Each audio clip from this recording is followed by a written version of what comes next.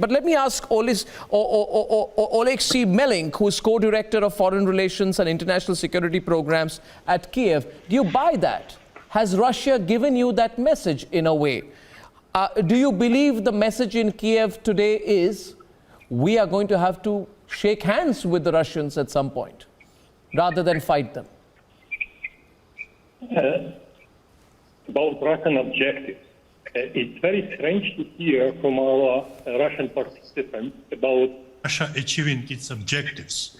What has Russia actually achieved by launching the war 8 years ago against Ukraine?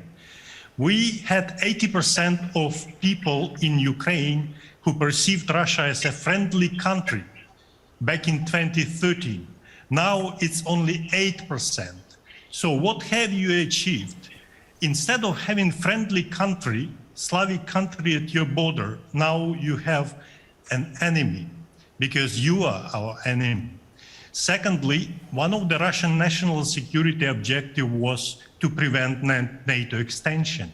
And Mr. Putin has done everything possible to invade NATO, to reinvent NATO, to give NATO a new mission. So we should be very careful talking about Russian objective, national objective, or national interest, and Mr. Putin regime's objective. About our Chinese colleague, yes. You say that Russia will attack Ukraine if Ukraine joins NATO. Let me remind you that back in 2014, Ukraine has a non-bloc status in its constitution, exactly at the time when Russia attacked Ukraine. And also, let me tell you that China is so eager to have peace that most of the cases China supports Russian position. And also about Chinese interest. Perhaps, yeah, there is short-term interest in this global struggle between the global powers.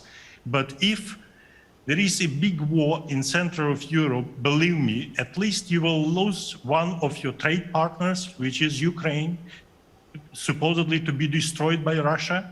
And now, by the way, without even military operation, Ukraine is suffering huge economic losses because of the maritime blockade, because of the airspace blockade, and because of this intensive military budget that Ukraine has to spend for defense during the last 8 years.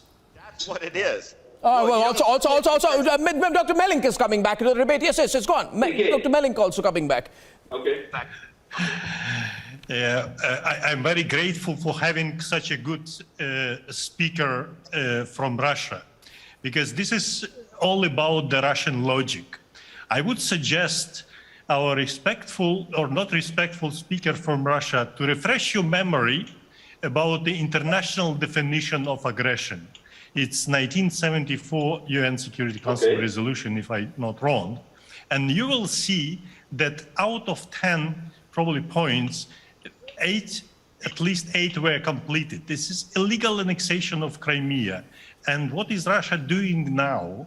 I mean, the maritime blockade of the Black Sea and Azov Sea, is it not an aggression? And then, if it's not an aggression, that I don't know what the real aggression is. I won't go into what happened in the Korean War. Anyway, this is getting to be a very interesting debate. Mr. Melink wants to say something, raised his hand for a long time, so last word to him. Yeah, very brief. I would suggest that the harder Russians press for Ukraine's neutrality, the sooner they will get Finland and Sweden to get rid of their neutrality and join NATO.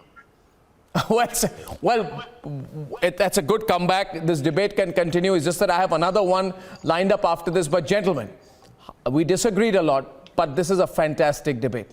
I'm glad that you all came, and I will continue this forward. It's a privilege talking to all of you. Thank you so much.